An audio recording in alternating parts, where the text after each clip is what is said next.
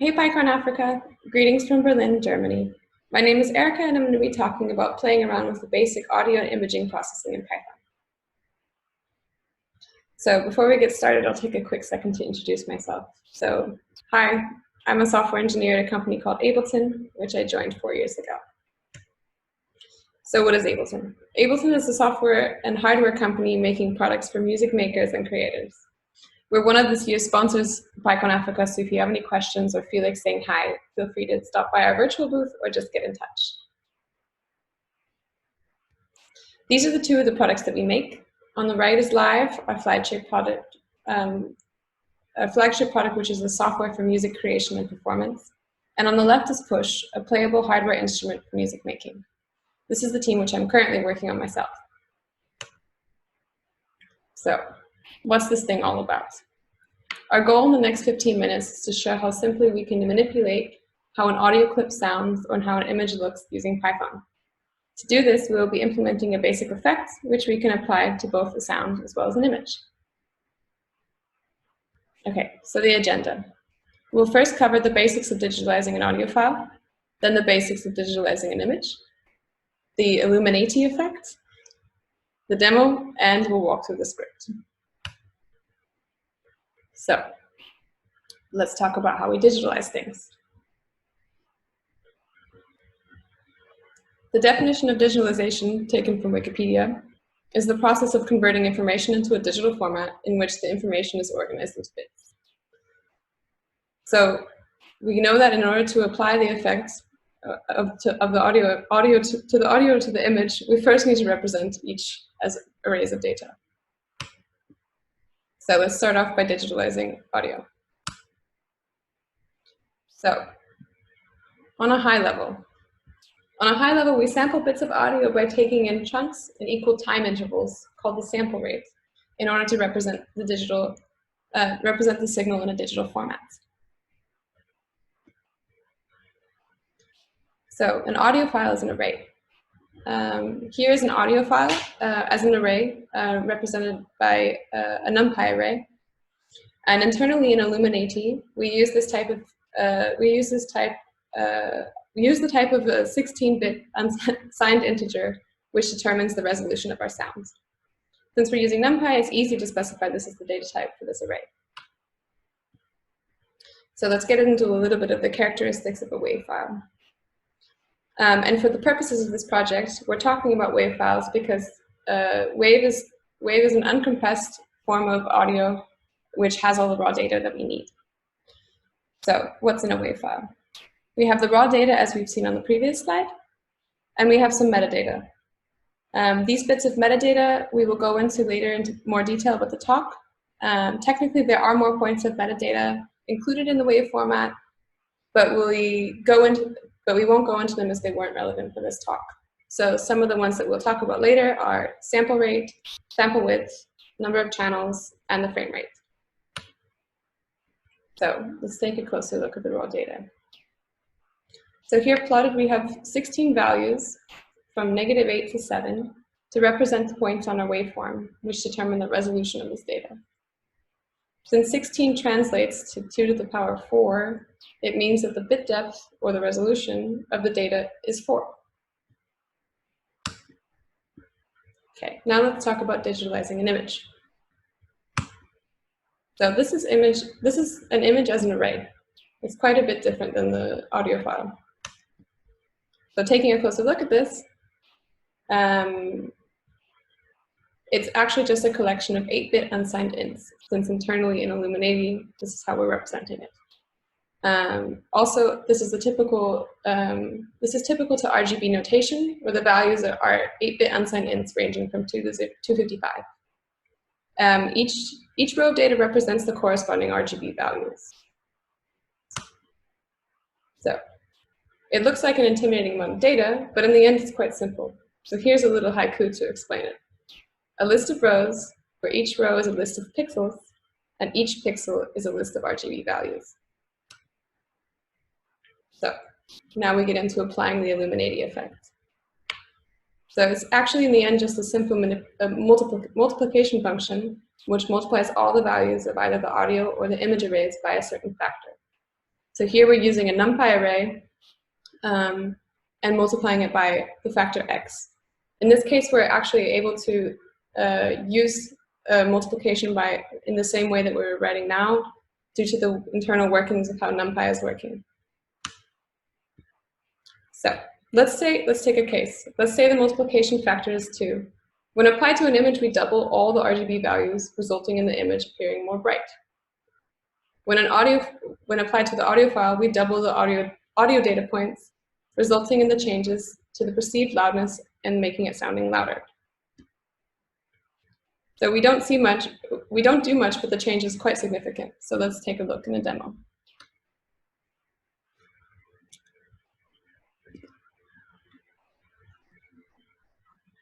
So let's first take a look at the starting data. So we have an audio file.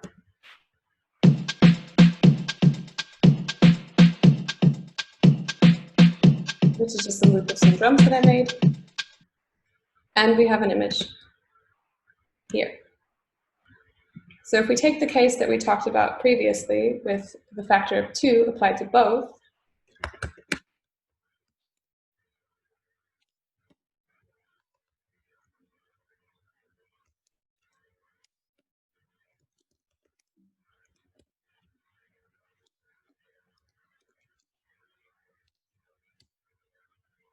and check the values again, there should be a new file for each of them.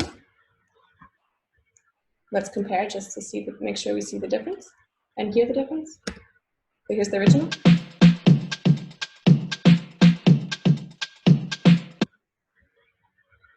And the new one.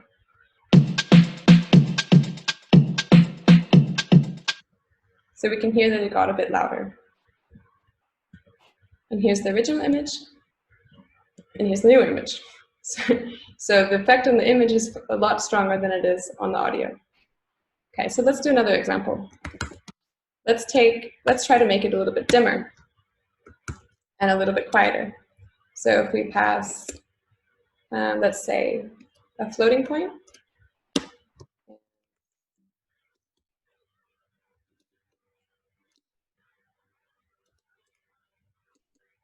And we pass a more significant floating point to the audio so we hear the effects more.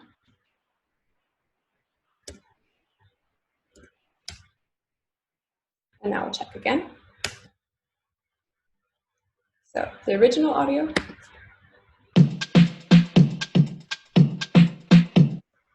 And the new one.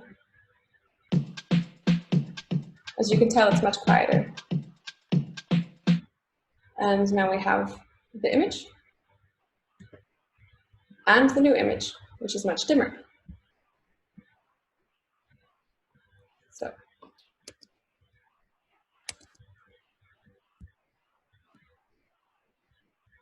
now let's take a closer look at what's actually going on. So we start off by reading in the audio.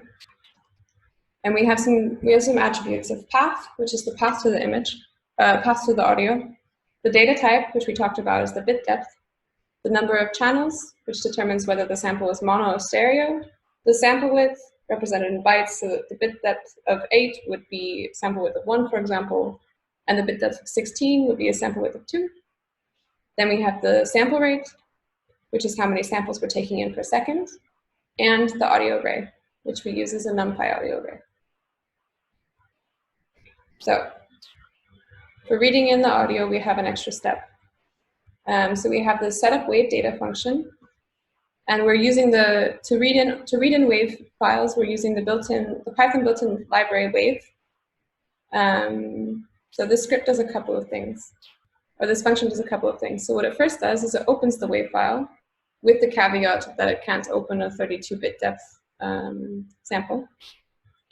And then it sets the necessary metadata with an additional caveat that since NumPy doesn't support the data type of int24, in the case that we have a sample with the data type of 24-bit depth, we convert it to 16-bit depth using the SOX library.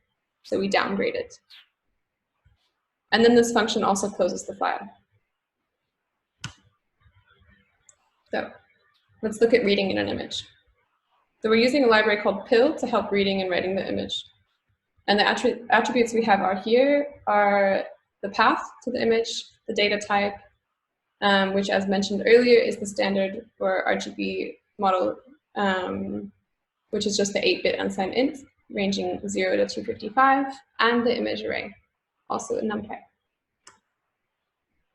So, applying the effect.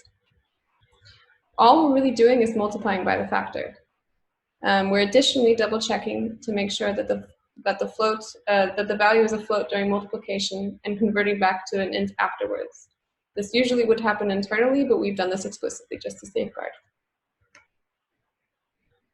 So the next step would be writing back to a WAV file. So what we do here is really just set the metadata and write the WAV file to a new file. And secondly, same for the image here. To write back to an image, we simply just write back the new data, the new array, into an image file. If you're curious to learn more or to check it out or play with it yourself, you can check out the source code at my GitHub. You can follow the link here. And in essence, what we've covered is in 100 lines of code, we were able to actually achieve, read in an audio file and an image and create new versions of each with the effect applied. So although we're not changing much or using any complicated math, we're actually able to make a notable change in the appearance or sound of each. So, can we do audio processing with Python? The short answer is yes. Things become a little bit more complicated when processing audio or visuals in real time. However, for the offline processing, Python gets the job done. When latency is critical, we need a lower level language such as C++. And that's it. Thank you. Hey, PyCon Africa. My name is Erica, this is my colleague Anna, and we're both working at Ableton, and we're here to take any questions that you might have. Okay, so I can see the first question by Merlene about Ableton. I'm happy to take questions about Ableton and leave the talk-related questions for Erica. So Ableton is based in Berlin, in Germany. We have offices in Japan and California as well, but these are rather small business-based, like brand-related offices. The whole product development is located here in Germany, in Berlin. Okay, the next question is about the colors of the first image. Do you want to read it, Erica? Checking it out. Okay, a question from Rob. I noticed that the colors in the first image after you process it seemed really freaky. I was expecting it to turn bright white. What's up with that? So in effect, what actually happened is that all the RGB values were just multiplied by 2, and I think it just made all the colors stronger. So I think that because you're just making the values of the RGB values bigger, so I think it just in the end makes them more perceived stronger to our eyes. I hope that's answering your curiosity. As for the question or the comment from Joseph, so Anna can also talk on this really well. She's a professional Python audio adventurer. For this project, what we used was just Wav, which is built in the Python library, and socks in order to, at some point I needed to transcribe and kind of downgrade the 24-bit and rewrite it back to a new file. And for this, I used socks to help me do this. And then that was kind of it as far as audio. Then Pillow we use for image processing. But I think Anna knows a few other regular libraries for processing audio in Python. Right. So I usually try to stick with vanilla Python as much as possible. So as you noticed, Erica used that Wav library to read and write WAV files, and this is actually a built-in library from the standard Python library. And but if you wanted to experiment with music in Python, there are like quite some extensive comprehensive libraries that I would recommend, like Rosa or PyO for starters, I'd say. They offer a lot of functionalities out of the box, and it's great to play around with them. And when it comes to Ableton and the libraries we use in our Python teams, when it comes to the teams that focus on our products, we actually don't really use a lot of libraries. We develop our own frameworks. It's all. Hi, Daniela. Nice to see you here. As a long-time PyCon Africa supporter, we're super excited to be here finally, and hope to meet you all in person one day in a year or two. That would be lovely.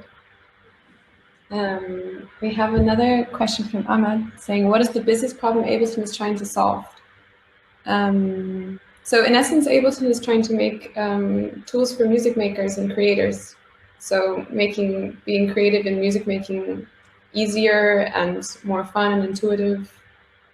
And yeah, this is the essence. I don't know if Anna, you also want to add something. Right. So one thing you could say would be, as Erica said, make music making more accessible, since back in the day, electronic, gear for making electronic music was very expensive. Therefore, not many people had the opportunity to experiment with it. That would be one thing I'd say. But our flagship product, Ableton Live, was built mostly to let people perform electronic music live, and this is how it started. Now it grew into something bigger, and are offering extended. But first, I believe this is why it's called Live, right? Because it lets people perform electronic music live. So you treat this digital audio workstation as an instrument, if you like to call it an instrument. So wait, there's a question from Joseph, wondering how code transforms into music. Generally. It's a philosophical question in a way. Philosophical question, specific or technically or metaphorically. So technically speaking, in my talk, I also touched on it a little bit. So the computer understands just like bytes and numbers. So we first transform it, like we do the digitizing, which I spoke about. And then it's read into the computer and then transformed back out. On a meta-philosophical level, I don't know, probably in a very beautiful way.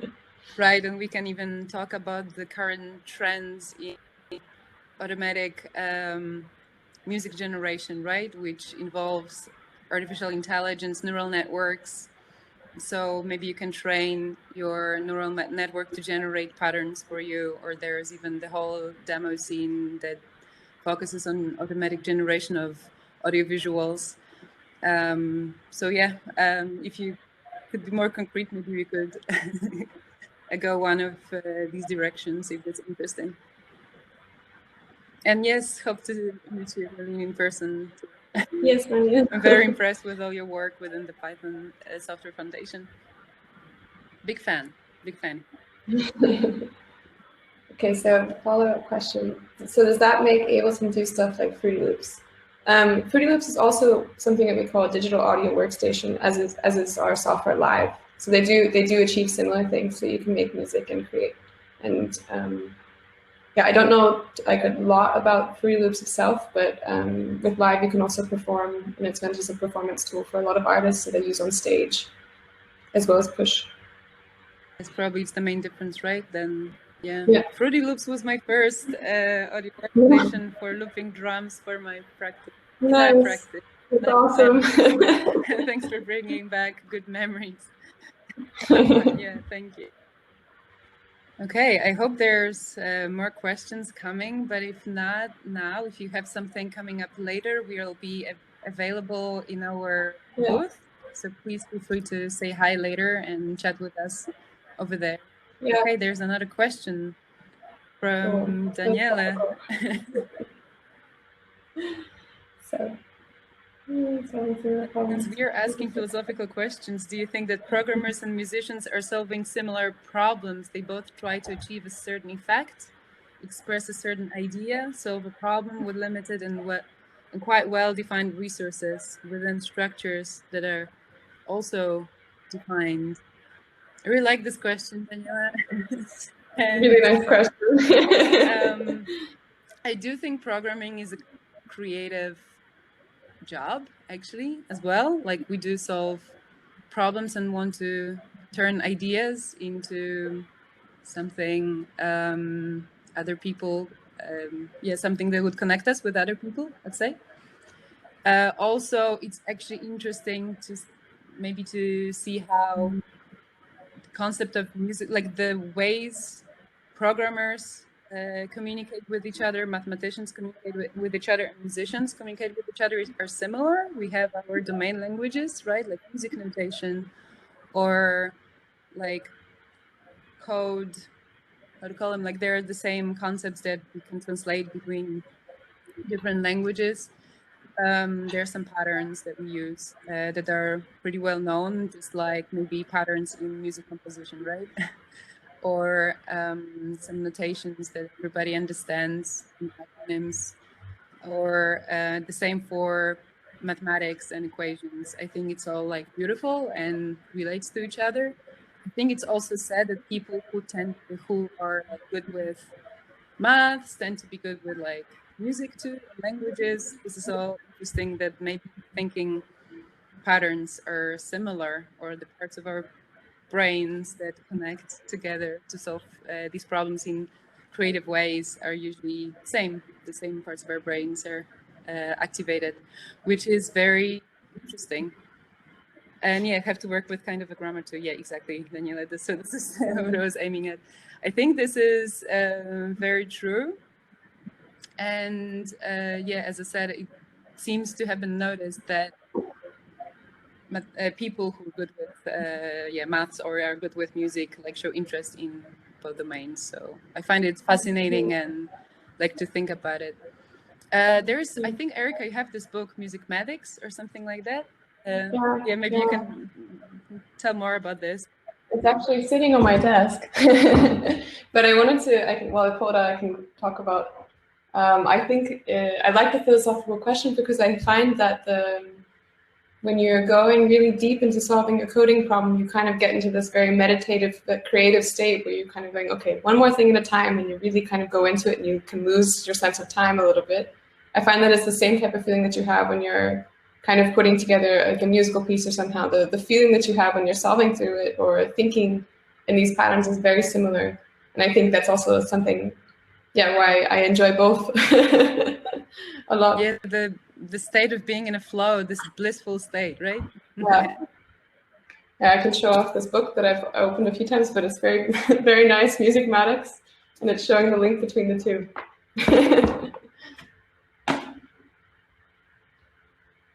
Cool. Yeah, please share your findings from the book. It would be super interesting. I mean, I think it touches on kind of like not necessarily super hard digital signal processing stuff, but rather really nice, like simple applications of functions that you know in music. And yeah, maybe a talk. If you read it, we can maybe make a talk on it. Not a bad idea. Cool. At least a lightning talk. Yeah, a lightning talk, exactly.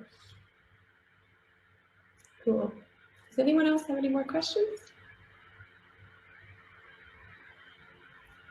Philosophical, technical, general.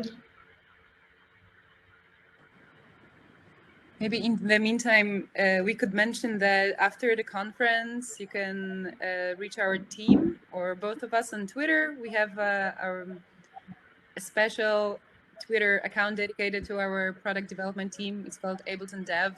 Maybe we can link to it. So always reach out to us there. Very happy to meet you all and talk with you.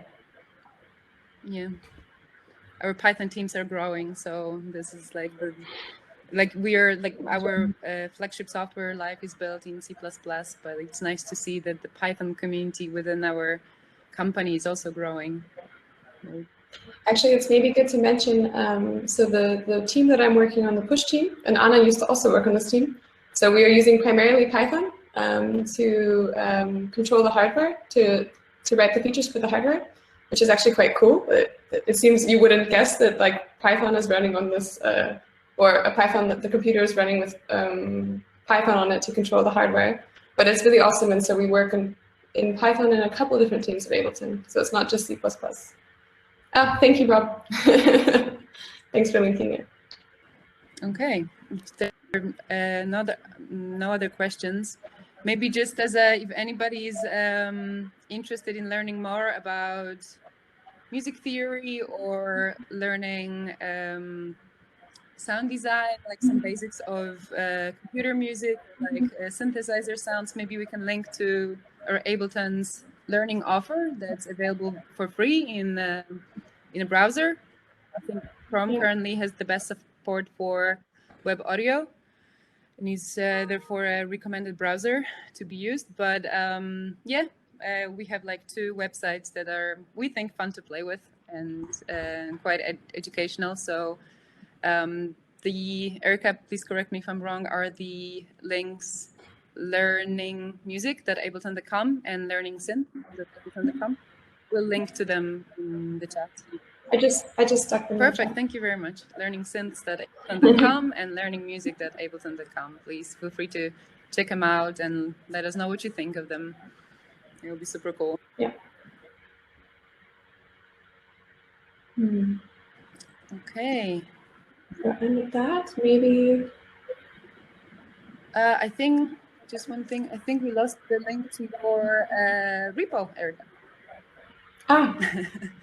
If you could share this also, that would be great. Cool. Yes, here's the link to the repository. Quite some snippets there, hopefully ready to be reused. Yes. Cool. Okay. If there's no further questions, then maybe I think we'll sign off.